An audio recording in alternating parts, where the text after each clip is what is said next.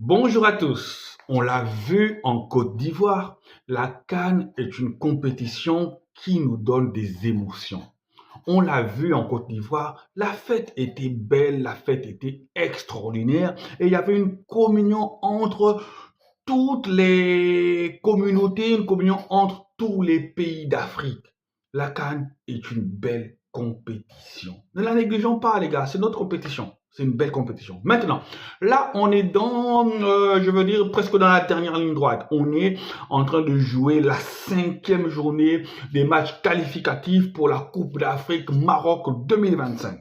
Hier, déjà, il y a eu un match qui a opposé la Namibie au Cameroun. Voilà, le Cameroun n'a pu faire qu'un triste match nul contre une modeste équipe de Namibie qui était déjà éliminée. Voilà, l'équipe de Namibie partait avec l'objectif quand même d'infliger une défaite à l'équipe du Cameroun. Mais qu'à cela ne tienne, le Cameroun des grandes ambitions, le continent était déjà qualifié. Donc, j'estime que, raison pour laquelle ils ont peut-être laissé des joueurs comme Zambo Anguissa, Carlos Baleba, qui sont venus avec des ambitions juste là pour faire la formalité. Voilà.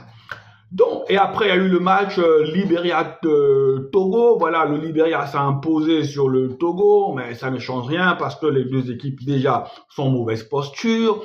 Et après, aujourd'hui, je pense à 21h ou à 20h, je ne me trompe pas, on aura le choc entre le Burkina Faso et le Sénégal. Ça, c'est un match qui vaut de l'or, ça, c'est un match en jeu, ça, c'est un match qu'il ne faudrait pas rater parce qu'on sait tous que le Sénégal est un candidat sérieux à la victoire. Le Burkina Faso est une équipe qui monte, le Burkina Faso est un outsider sérieux. Le Burkina Faso, souvenez-vous qu'en 2013, le Burkina Faso avait joué la finale contre le Nigeria. Donc le Burkina Faso, en termes sur le continent, le Burkina Faso est une équipe qui compte. Le Burkina Faso est une équipe qui a des ambitions. Le Burkina Faso est une équipe qui, si elle a un bon tirage, peut se retrouver facilement dans le dernier carré. Et aujourd'hui, on a quelques matchs aujourd'hui. Voilà, on a à 14h déjà la Guinée équatoriale qui va recevoir une équipe d'Algérie déjà qualifiée,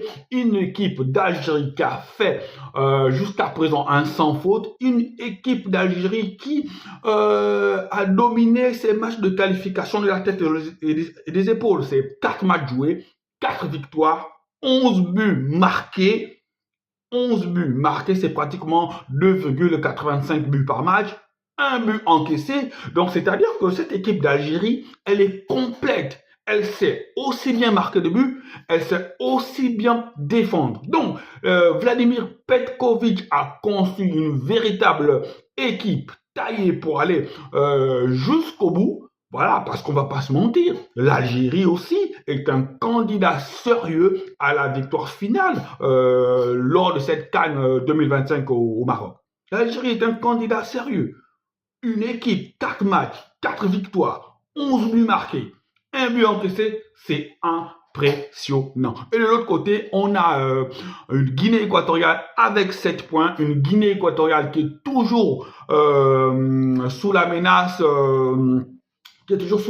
de ces équipes poursuivantes. Je ne dis pas bien la disposition de la poule, mais je sais que la Guinée équatoriale n'est pas à l'abri. Oui, elle n'est pas à l'abri parce que le Libéria, en gagnant contre le Togo, le Libéria se retrouve aujourd'hui avec 4 points. Donc, la dernière journée va être décisive. Donc, l'équation va être simple pour la Guinée équatoriale. La Guinée équatoriale reçoit une Algérie déjà qualifiée. Est-ce que Petkovic, Vladimir, va faire tourner son équipe ou il voudra terminer les qualifications invaincues en mettant son équipe type? Donc, l'objectif pour la Guinée équatoriale, ça va être simplement quoi? Ça va être simplement de gagner le match pour avoir au moins 10 points et se mettre définitivement à l'abri de la menace Libéria. Donc, le match s'est joué en Algérie et l'Algérie avait gagné le match sur le score de 2-0, but de Houssem Aouar. Houssem Aouar, déjà qui n'est pas appelé par Petkovic. Voilà, donc, but de Houssem Aouar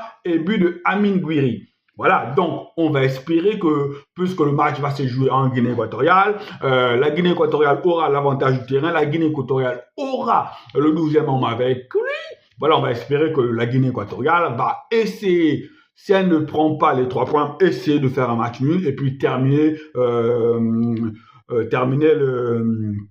le travail lors de la 6e journée. Mais ça va être compliqué parce que l'Algérie, les équipes comme l'Algérie, le Sénégal, le Maroc, la Côte d'Ivoire aussi, ce sont des équipes qui ont atteint un autre niveau. Parce qu'il y a encore des équipes dans ces éliminatoires-là, on va pas des équipes un peu comme le Gabon, l'équipe de mon pays, les équipes comme le Gabon, voilà, qui ne gagne que lorsque elle joue à domicile et lorsque elle va à l'extérieur, soit c'est un match nul, soit c'est une défaite. Mais je pense que l'Algérie a transcendé tout ça. L'Algérie peut gagner sur n'importe quel terrain d'Afrique. L'Algérie peut gagner sur n'importe quel terrain du monde. L'Algérie peut jouer avec l'hostilité du public adverse, comme le Maroc, comme la Côte d'Ivoire, comme le Sénégal. Donc, le match va être difficile, le match ne va pas être facile pour les Équato-Guinéens, mais je pense que s'ils restent ils se mettent dans l'état d'esprit qu'ils avaient lorsqu'ils avaient pulvérisé la Côte d'Ivoire lors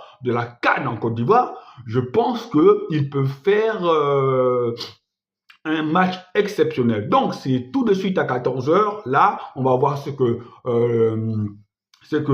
la Guinée équatoriale va faire. On va voir si l'Algérie va continuer sur son sans faute et on va tous comme ça attendre le choc entre le Burkina Faso et le Sénégal, en espérant que ce match-là nous donne des frissons, en espérant qu'on voit des buts dans ce match-là, en espérant que ce match-là ne soit pas un match fermé. J'espère aussi que dans ce match-là, Burkina Faso-Sénégal, je verrai Lamine Camara entrer en jeu ou débuter le match, parce que Lamine Camara, c'est un joueur que j'aime bien voir. Allez, ciao, ciao!